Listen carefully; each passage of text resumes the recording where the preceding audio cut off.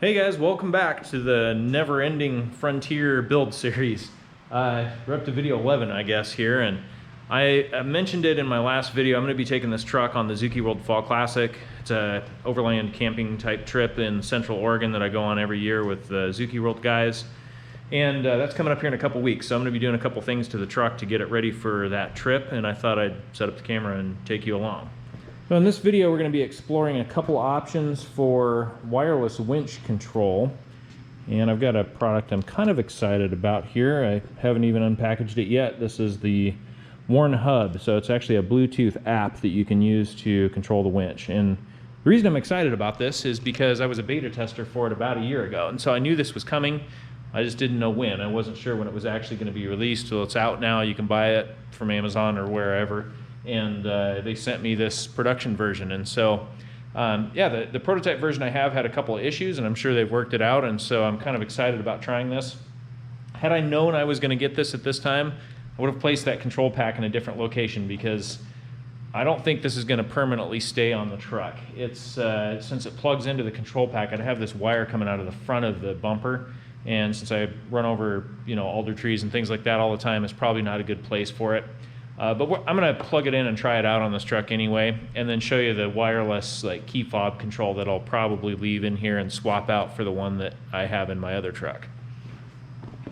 Hey, the other thing that we're going to do is a folding antenna for the cell repeater antenna. And the reason we're doing this is I've broken a couple of them in my other truck. Now, fortunately, my employees haven't broken the one in this truck yet. But I just know it's a matter of time. I'm driving under low-hanging branches and everything all the time, and eventually that's going to get broken if I don't make a swivel mount for it. And so I'm going to use this. And what this is, it's a this is a zinc die-cast corner pivot, and it's for T-slot aluminum rails. Let's see if I can't really do this one-handed here, but basically you just turn that handle, and then this thing pivots 90 degrees in either direction. And then when you tighten it back down, it's solid. It's solid 180 degrees again. And so what I have to do is basically build a mount for this to bolt to on the bottom and one for it to bolt to on the top. And I've already built one of these on my other truck. I will show it to you now.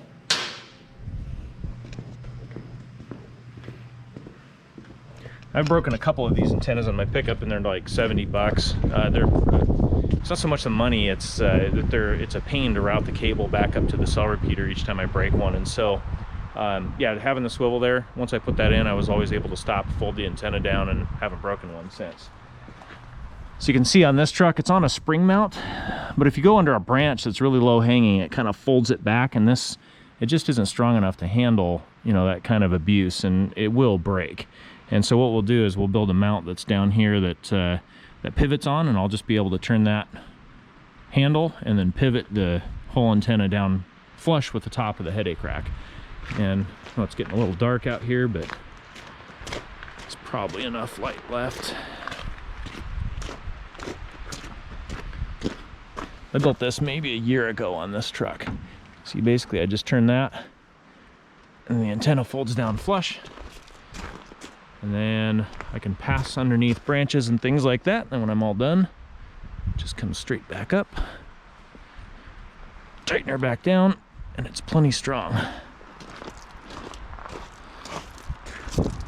So we're going to build one that matches that on the Nissan. And then the other part of this project is going to be this inverter here. Right now I don't have an inverter installed in this truck. I've got one in every other work vehicle, and it really does come in handy. So this is a 1000 watt continuous, 2000 watt peak, and it's a pure sine wave inverter. And I'll actually get my oscilloscope out and show you the difference between pure sine and modified sine. Mostly, it's not just to show you the difference, but I'm also curious about whether or not this is really a pure sine wave inverter or not. So then we'll hit it with a couple of loads and make sure that it'll actually produce 1 kilowatt.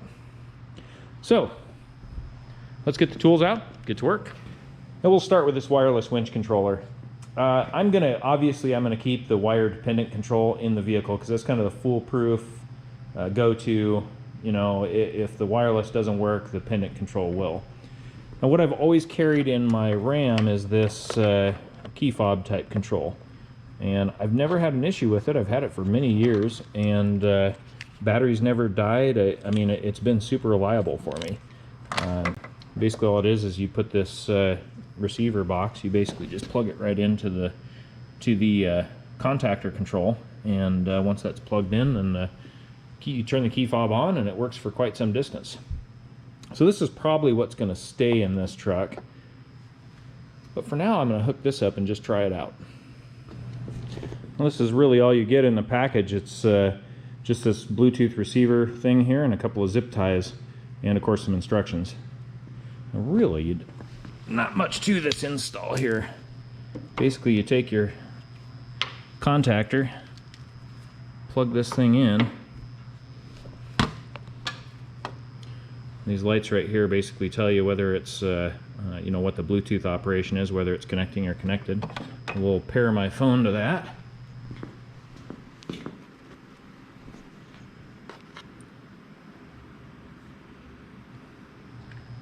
Okay, I gotta hold this till I get my blue light. There we go.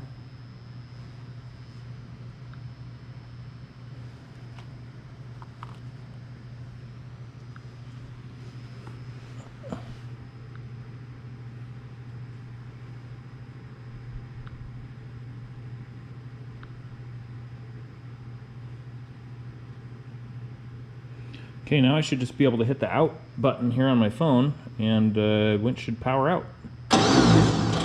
There we go.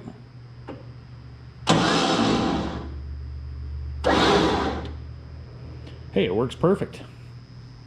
That's really all there is to it. It's you know, it's nice and responsive. I don't seem to have any issues with lag or anything like that with the phone. And during my beta testing, I mean, I had tons of distance. I mean, more than 100 feet I could get away from the vehicle and it would still stay connected.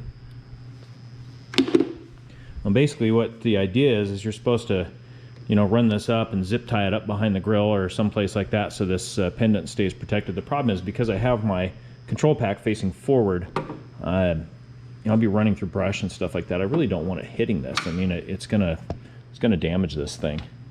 But on my truck, the solenoid pack faces straight up, and so really that wireless hub is better suited to that that vehicle.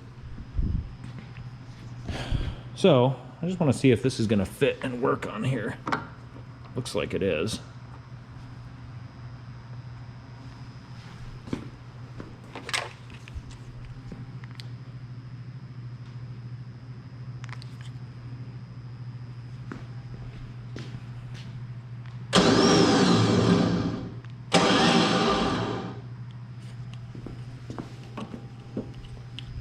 All right, so I think what I'm going to do here is just put this wireless key fob in the Nissan, and then put that Bluetooth Warn hub in my Ram. All right, wireless winch control is done. I know that was kind of a funny thing, but it kind of gives you a couple of options for what Warn has for controlling their winches. So that part's done. Let's move on to doing that folding antenna. All right, to mount our swivel to the headache rack, I'm going to use this piece of aluminum flat plate. Not really ideal. I wish I had a sheet of aluminum, thicker aluminum. The only piece I have, though, is 11 gauge, not really thick enough. So I don't know. I could probably cut this out and just grind it, but I don't know. I've already got this drawn up in the CNC table for a couple of past ones I built, so this is how we're going to do it. Just a side note, for those of you that have been following this CNC table project, this table fluid recipe that I used is awesome. You can see this, the tray is still perfectly clean in there, despite me having used it several times. All these cut-ins and stuff haven't even rusted one bit. So, should have done this when I first built the table.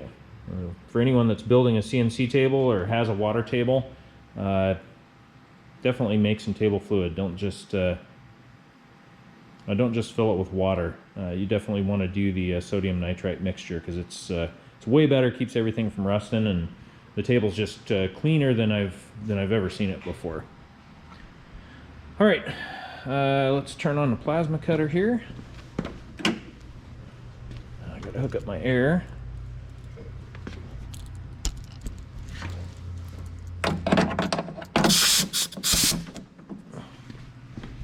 Make sure I got no warnings. Okay, she looks good. And looks like I'm zeroed. Let's go ahead and fire it off.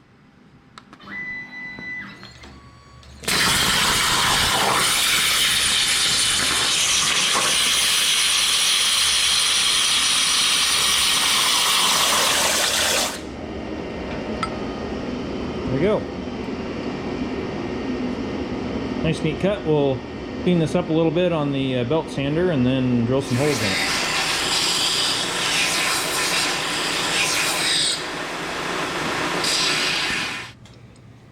Okay, this pivot's going to mount right here. This piece will screw to the underside of the headache rack. Now I need to make up a rectangular piece right here with a hole right here for the actual antenna base. And we'll probably just put this piece of aluminum in the shear and make it up with that.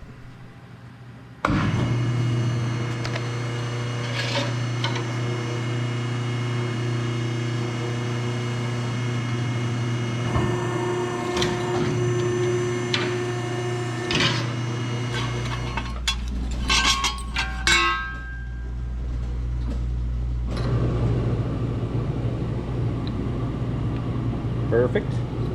Just clean this up a bit on the belt sander and drill a couple of holes.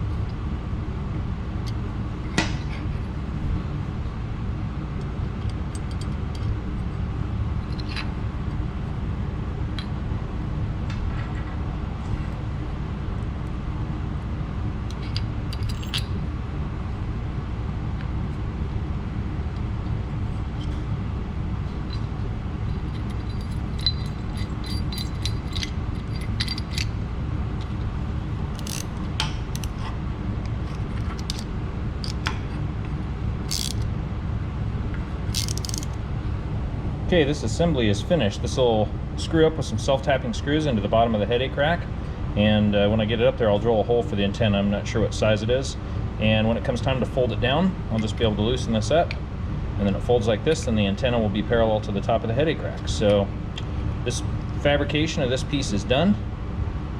I'm going to pull the truck in the shop and bolt this thing in place.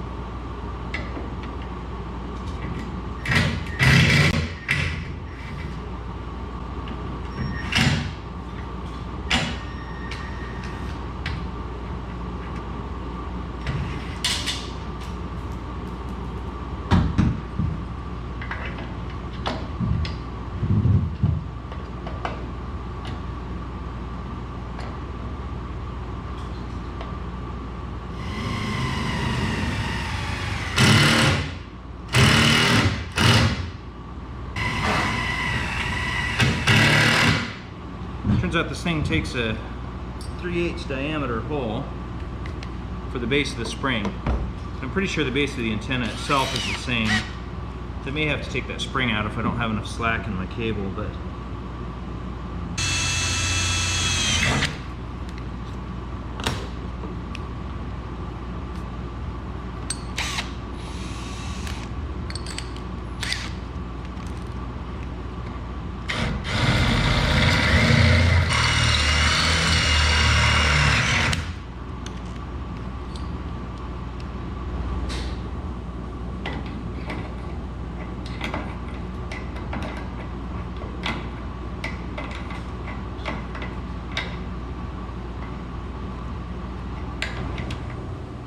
all right, that antenna project is done. I'm gonna have to find some slack. I really don't have much. I pretty much used up every inch of cable when I was running this to where I mounted the amplifier, so I'm betting I can get half an inch or so.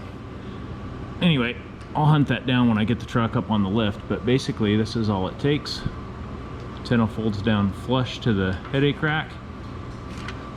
Then I can go like in carports and under trees and stuff like that, not worry about ripping it out of there. If I can find a couple inches of slack, I'll put the spring back on, but just from memory, I'm not sure if I've got enough to do that.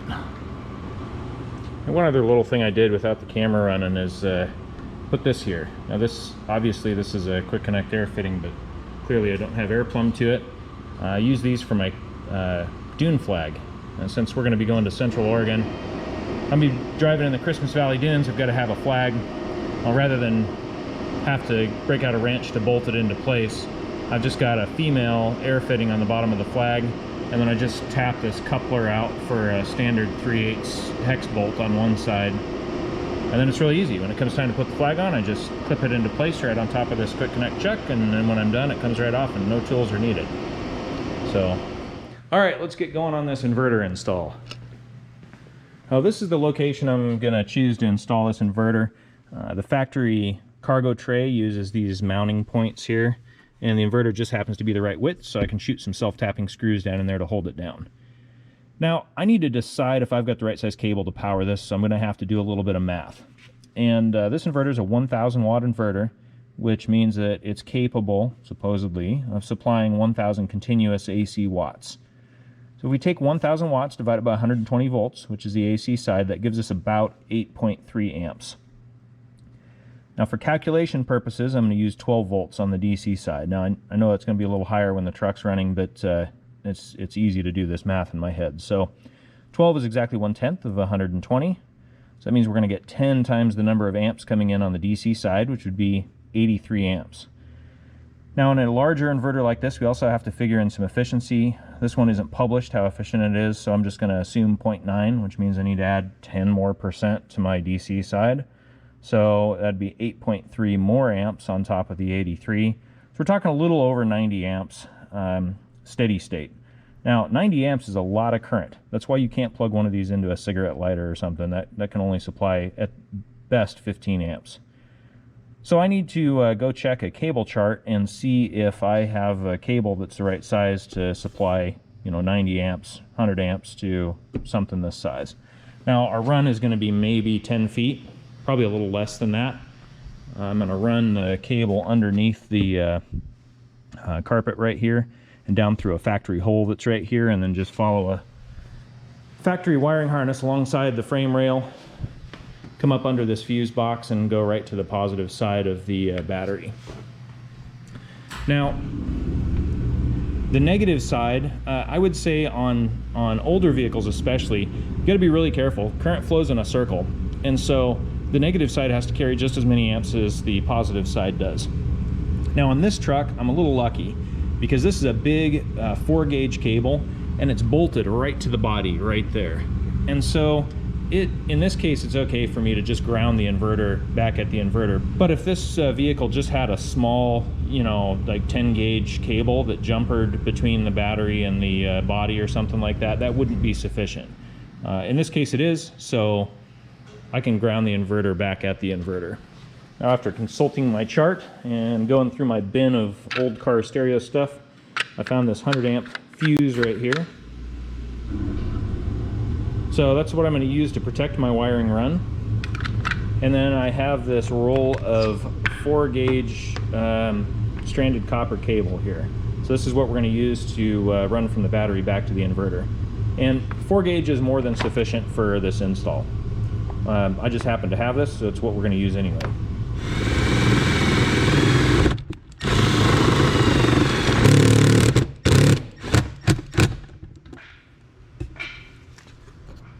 So that actually turns out I don't have crimp connectors quite big enough for this gauge of wire.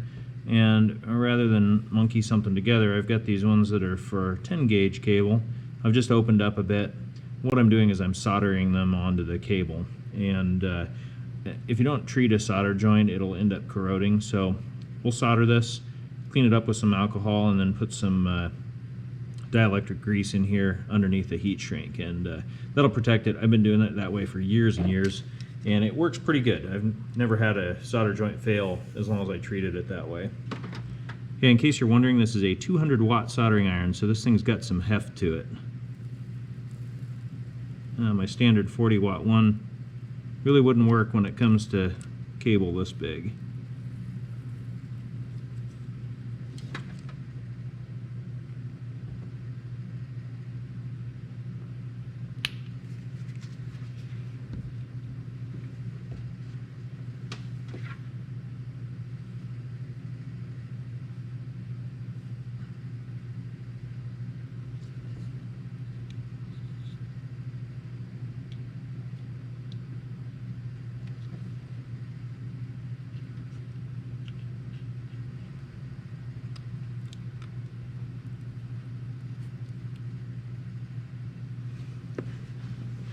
Well, this will be good and corrosion free for, well, for at least as long as this truck's running. Probably longer than the inverter is going to last. And with that, we're ready to connect this thing. I've modified the factory Nissan cover with a couple of cutouts here, and those make room for the cables.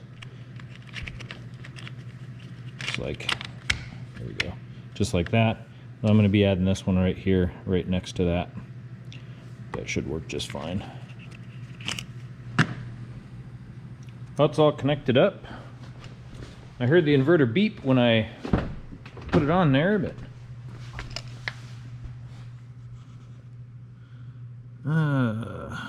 this is fault.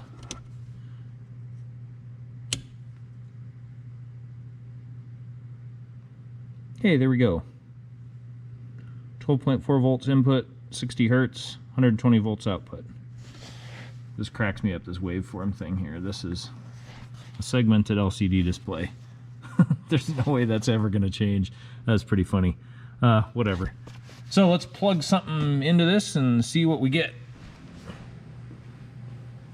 Well, I currently have 3 250-watt bulbs running.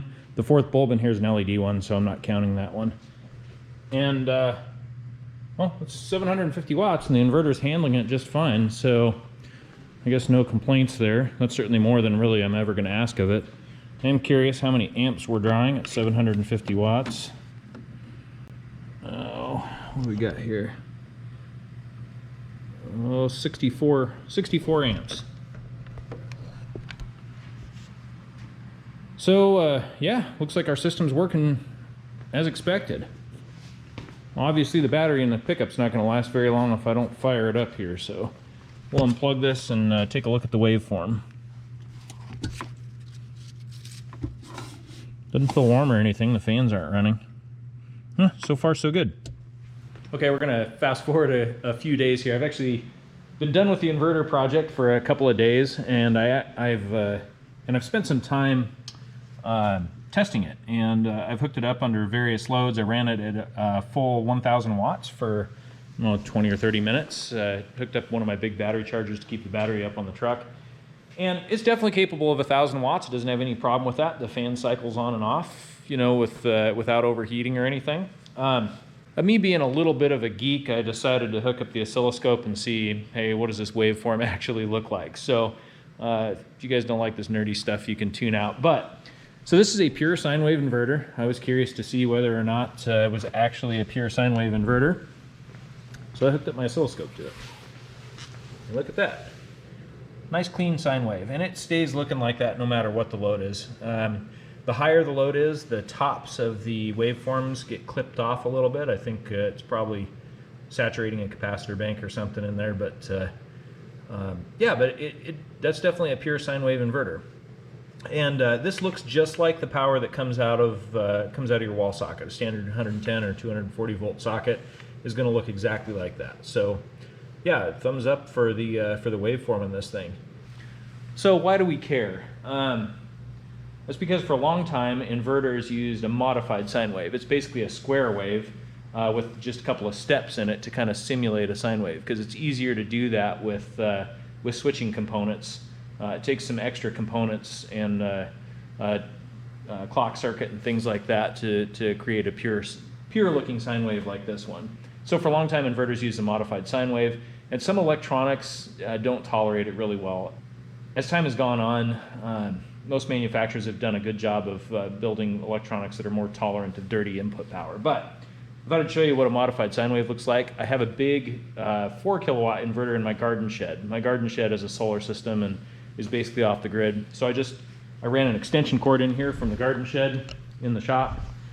And so this cord here right now is powered on with that inverter, and I know that one's a modified sine wave inverter. So let's turn that one on here and see how that one compares. So you can see the modified sine wave coming from my garden shed is that yellow line. The purple line's the one coming from the inverter in my pickup.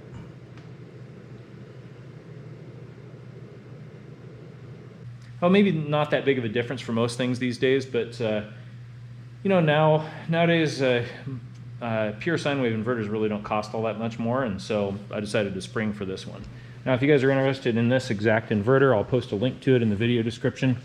I actually just checked on Amazon, and they're now advertising it at 1200 watts instead of 1000. I don't know if they've done anything to the components inside to beef them up, or it's just a case of, you know, they've discovered it'll actually handle 1200 watts or not. But anyway, so far so good. You know, I've put it through its paces, and it seems to be working pretty good. Waveform looks good, and I feel like I can recommend it.